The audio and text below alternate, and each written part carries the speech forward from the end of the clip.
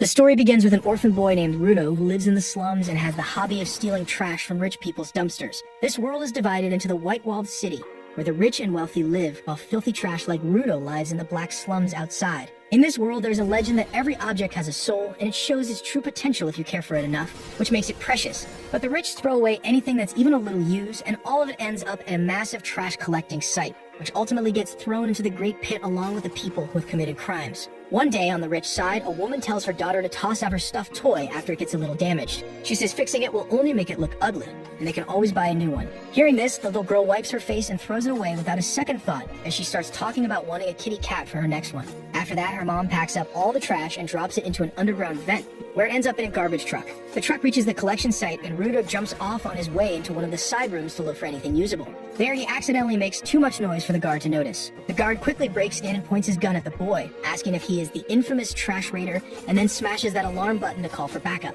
Rudo grabs whatever junk is closest and flings it at the guards. A few rotten eggs splatter across their spotless uniforms, and that alone is enough to leave them frozen in place, too disgusted to react. While they stand there in shock, Rudo climbs back up the vent without even looking back. He reaches the surface near the exit, but his luck turns as the gate slams shut right in front of him. Before he can come up with a backup plan, more guards rush in and open fire. Rudo dodges through the chaos and sprints toward the wall. A bullet grazes his arm, but he still manages to vault over and disappear into the shadows. From behind, the guards shout that they can't let a kid get away, but by then, Rudo has already crawled through a sewer tunnel. Bruised and annoyed, he mutters to himself how ridiculous it is that the rich protect their garbage like it's some kind of national treasure. The next day, news about the trash raider spreads like wildfire. The elites find it hard to believe someone would actually go through the trouble of stealing garbage. Where they spot Rudo's adoptive father from the slums, they look at him with disgust and say that slum people should just stay on their own side. On the other side of the wall, the poor people already know who is behind all the commotion, and they pray that the annoying kid kicks the bucket before he ends up driving the guards to them. But Rudo doesn't care at all and keeps fixing the junk he collected.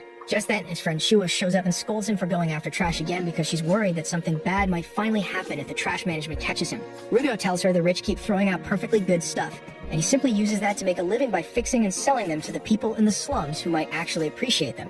Right then, a group of bullies shows up to make fun of him and say they finally found the source of the awful stink in the area. They even tell Chua to stop hanging out with him before she ends up smelling like garbage too.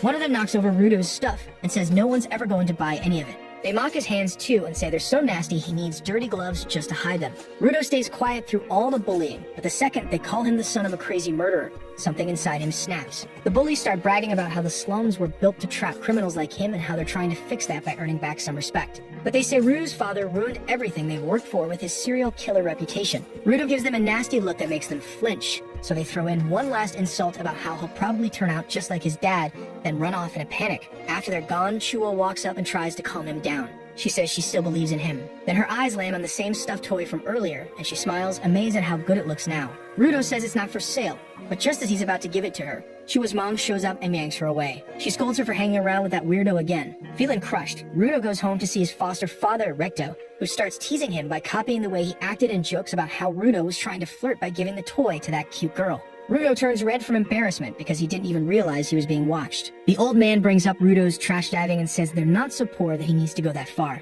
He asks him to leave that kind of work to him until he's older, and reminds him how dangerous it was last night. Rector thinks Rudo might feel like he owes him something for taking him in, but Rudo says that's not it. He just wants to do his part as family. The conversation shifts to Chua, and Recto tells him to be a little more honest with her. Then he notices the cut on Rudo's arm and starts patching it up. While doing that, he asks Rudo to take off his gloves too. Once he does, his pitch black arms are exposed. Rudo blames them on his real father, the one who was sentenced to death and thrown into the pit. He says he's had to deal with everything alone, getting judged for how he looks, and that his hands hurt all the time. But ever since the day Recto gave him those gloves, things have felt a bit easier. After wrapping up the first aid, the old man gently pushes him again to tell Chua how he really feels before someone else wins her over. Meanwhile, outside the house, a mysterious figure spends the night quietly watching them. The next day, after getting a quick lesson on how to smile from Recto, Rudo builds up his courage and heads off to find Chua. On the way, he catches sight of a man being thrown into the pit while people nearby shout cruel names at him. It makes him wonder what actually happens to the ones who get tossed down there. Just then, Chua greets him with a cheerful good morning. He quickly hides the stuffed toy behind his back, and she quietly mentions how sad it is that everyone's forced to watch the executions, even if they don't want to. She tells him she doesn't want to see him end up like that someday and says if he keeps risking his life, that awful future might actually happen. Rudo shrugs and says Recto always nags him about the same thing. But Chua just smiles and tells him that it probably means the old man cares about him as much as she does. The words slip out before she can catch them, and once they do, the two go quiet. Rudo's face turns red, but he holds out the stuffed toy and nervously says he hopes she'll like it even if it came from the dumpsters. Chua looks at it with sparkling eyes and says she'll treasure it forever. Blushing like crazy, Rudo spins around and races back, eager to show Recto and tell him everything. But as he turns a corner and rushes through the front door, he skids to a stop. A masked man is standing inside the house and Recto is on the floor, a sword plunged deep into his chest. Rudo rushes toward the masked man, desperate to save Recto, but the attacker easily knocks him aside and slams him into the wall. Rudo tries to get back on his feet, barely holding on, and watches as the man calmly picks up a book and walks away. Recto tries to speak. When Rudo promises to help him survive, the old man uses his final breath to shout at him, telling him to run away and change this garbage world. Just as Recto goes still, the guards arrive. They take one look at Rudo, covered in blood, and assume the worst. Recto, the only person who ever treated him like family, is gone. Rudo tries to speak up to tell them what really happened, but one of the guards punches him in the face and knocks him out before he can say a word. Later, the slums are filled with whispers. A crowd gathers around the house. Some curse his name, calling him a monster. Even Chua is shaken and confused and wonders if he could really be guilty. Rudo is brought to the execution site. Tied up high above the ground, he listens in silence as a priest gives a slow, formal speech. The man says that a murderer has no place in their land and must be thrown into the pit. Below, the people begin chanting, treating him like nothing more than trash. Rudo can barely process what is happening. He scans the crowd, hoping someone might stand up for him. When he sees Chua, he gathers what strength he has left and cries out to her, begging her to believe him. He swears that Recto was murdered and begs her to find the real killer. But instead, Chua calls him a murderer, just like his father, and throws away his stuffed toy before running off. After that, the crowd starts chanting and calling him the scum of society. Seeing this, Rudo breaks down and starts laughing like a madman, thinking these people are the real scum with no minds of their own. Just as the head priest gives the order to throw him away, Rudo spots the real killer standing in the crowd. But by then, it's already too late. The guards drag him toward the pit, and as he falls, he quietly swears to make every single one of these people pay and drag them all to hell. During the fall, he suddenly feels something strange, and then everything goes dark. Later, when he finally wakes up, Rudo finds himself lying in a pile of garbage that smells worse than anything he's ever known. As he turns around, he sees a massive trash monster made from all the junk people threw down. Seeing that, he starts panicking and thinks that this must be what hell looks like. At that moment, Rudo remembers how, ever since he was a kid, he always found it strange that the rich kept talking about crime and filth, but never stopped to wonder what happens to the trash once it's thrown into the pit. That thought makes his blood boil. He gets angry thinking about all the fools who call him a monster, even though they have never seen the real monsters themselves. Back in the pit, the giant trash beast chasing him suddenly stops and lets out a loud roar. That sound echoes through the area and draws more monsters toward him. Soon, they start to surround him from all sides. As they close in, he wonders what these things even are, because trash should not be crawling around like wild animals. He barely manages to jump out of the way and keeps running, but ends up tripping and landing face first right beside a rotten skull. His whole body hurts, and the situation feels hopeless. Fueled by frustration, he curses the people who threw him down here. Just then, the pile beneath him gives out and he falls again. When he hits the bottom, his body is covered in scrapes and bruises, and the air is so filthy that every breath feels like it is cutting up his lungs. He tries to cover his nose and looks around for even a small place to rest, but it finally hits him that there is no safe place here, and the only thing still alive in this world is the garbage itself. Rudo coughs up so much blood that even the trash monster seems to hesitate, slowly creeping closer to put him out of his misery. In that moment, Rudo thinks this is the end he deserves. But just as he's about to pass out, he sees Recto's final moments flashing in his mind. That memory jolts something awake inside him. Suddenly, he sees glowing objects scattered all around. Without thinking, he reaches for the closest one, which turns out to be a crowbar. As he grips the handle tight, he looks up toward the sphere where he once lived and starts making a revenge list in his head. Every person who ever treated him like garbage makes the list, but at the very top is the man who murdered Recto and walked away without a care in the world. With a burst of strength, he swings the crowbar and smashes it into the trash monster. He swears to himself that he's going to stay alive, no matter what it takes, just so he can beat the guts out of that criminal. Not far from him, a man sitting on a throne made of garbage watches the scene unfold. He leans forward, impressed to see a newcomer charging and while covered in blood from head to toe. Rudo shouts that the monster stinks worse than Recto's farts and lands a solid hit, but the beast strikes back hard. It slams him into a nearby tower and nearly crushes him under the rubble. Before the dust can settle, Rudo grabs a bigger metal rod and throws it like a boomerang straight at the monster's face. Just then, one of the monsters jumps out from below and lands a hit, leaving Rudo in such bad shape that he can't stop coughing up blood. As the creatures move in to finish the job, something inside him surges again. Right before they pounce, he locks onto them and fights back. He cuts off their arms and grabs a steel plate and slices one of them clean in half. The monster explodes behind him as he walks out the other side. With the danger gone, Rudo falls to his knees, completely drained and once again feeling hopeless. But his bad luck isn't over yet. A bigger and nastier monster spawns behind him and lets out a roar that summons even more backup. Rudo takes off across the hills of trash, but the monster slams the ground and sends out a shockwave that launches him through the air like a rag doll. When he opens his eyes, he sees a strange man holding an umbrella over him. Confused, Rudo stares as the masked man calmly lifts him up by the hood and tosses him aside, which makes him cough up even more blood. Without saying a word, the man straps a breathing mask over Rudo's face to help him recover, then steps forward to shield him like a hero. Still trying to make sense of what's happening, Rudo throws out a bunch of questions. The man simply holds up a hand to signal him to hutch, which only makes Rudo more irritated. The guy politely tells him to stay quiet again. Rudo gets louder and demands to know what kind of nightmare they're in, but the man says they're not underground and seriously asks him to calm down.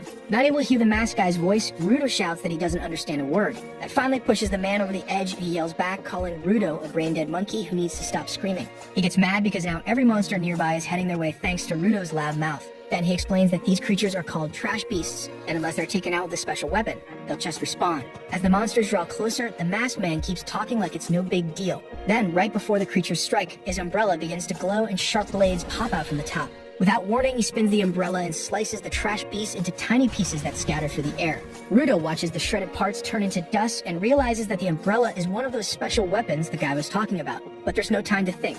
More monsters show up and the masked man charges in without hesitation. The first monster explodes the second he touches it, and after that, he jumps from one to another at a speed so fast that Rudo can't even keep track. Watching him land smoothly and float down with the umbrella like a parachute, Rudo feels a mix of awe and envy as he thinks that this is exactly the kind of power he needs if he's ever going to get revenge for Recto. Just then, one of the trash monsters builds up a dark sludge attack in its mouth and fires it at them. But the masked man blocks it with his umbrella just in time, and the sludge explodes on impact. Without missing a beat, he leaps onto the monster's head and uses a special move called Octa Shredder, which drills through the monster's skull like a jackhammer until it completely breaks apart. After the fight, he walks over to check on Rudo and looks a little surprised that the noisy kid is still alive. When Rudo weakly asks who he is, the man removes his mask and says his name is Engine from the cleaners. But the moment he catches a whiff of Rudo, who smells like an old man's diaper, he quickly puts the mask back on, and by then Rudo finally passes out. In his dreams, Rudo finds himself remembering a time when he came home covered in mud after getting bullied again. He had told Recto that it happened because he spoke about objects having feelings. Recto, rather than getting upset, smiled and said he was proud that Rudo didn't fight back. But Rudo still looked at him and said he believed that things people take care of do come alive, just like Recto once told him. Hearing that, Recto scratched his head and admitted the story wasn't meant to be taken literally, explaining that it was just an old legend to help kids understand the importance of looking after their belongings. But Rudo didn't seem to mind and looked around their cluttered little home before asking if all the things around them had a soul too, and that made Recto chuckle as he looked at the curious boy in front of him. Back in the present, Rudo wakes up and finds himself tied up in chains. He immediately starts cursing Engine for tricking him, but Engine calmly replies that it's a pretty rude way to talk to someone who just saved his life. He explains that the only reason he tied him up was because there was no other way to carry him while he was passed out. Hearing that, Rudo tells him to untie him now that he's awake because he has more important things to do. He says he needs to find the scumbag who murdered Recto and get revenge. Engine pauses for a moment before giving him a bit of a reality check, saying that going back isn't possible right now. He explains that the world Rudo came from is called the Sphere, and it floats far up in the sky, constantly moving, which makes reaching it impossible for now. Rudo catches on to what he said and points out that the word now means it might still be possible someday. He gets fired up and starts yelling at Engine to tell him everything about the Sphere, the monsters, and the strange power he used. He says he's not going to stay quiet until he gets all the answers he needs to make Recto's killer pay. Tired of hearing him yell non-stop, Engine finally loses patience and tosses his mask aside, telling Rudo it's time for him to learn what the pit is really like. Without explaining anything, he grabs Rudo and drags him like a dog across the wasteland until they reach a deserted area. There he throws him out into the open and tells him to enjoy the stay. Rudo starts yelling that he hasn't even been told what the lesson is supposed to be, but he quickly goes quiet when he notices a group of masked people staring straight at him. One of them, a guy in a red shirt, starts going wild the moment he sees a kid. He drools a little and wonders out loud if this is his lucky day. Taking a good look at Rudo's clothes, he guesses the kid might be from the Sphere, although the others are skeptical. Red Shirt asks where he came from, and when Rudo says he fell from above, the whole group throws off their masks and rushes over to him, practically bursting with excitement. At first, they think he's lying because a real Spherit shouldn't understand their language, but Red Shirt leans in and touches Rudo's face just to be sure, which creeps him out badly. Then, out of nowhere, Red Shirt apologizes and offers to unchain him because he feels bad for what Rudo must have gone through. For a moment, Rudo starts to believe he might have actually found some decent people, unlike Engine. That changes real fast when Rudo finds himself scammed and tied up in the back of a truck. The masked gang watches him struggle with big smiles because Spherits like him are worth millions, and they can't afford to let him go. Then Red Shirt makes a creepy face and explains why people are willing to pay so much. They all hate Spherits for dumping endless trash that poisons the air and makes life harder down here. Just breathing hurts, and monsters that don't die destroy homes and crush families. So when someone from the Sphere shows up, the only thing people want is to make him suffer for as long as possible. After saying that, Red Shirt gets excited to torture Rudo, but for now, he needs to keep him alive. So he stuffs rotten food into his mouth just to see him suffer. thinking it must be pure agony for a spoiled kid from above. But to his horror, Rudo skins the flesh off his fingers with his teeth, eats the disgusting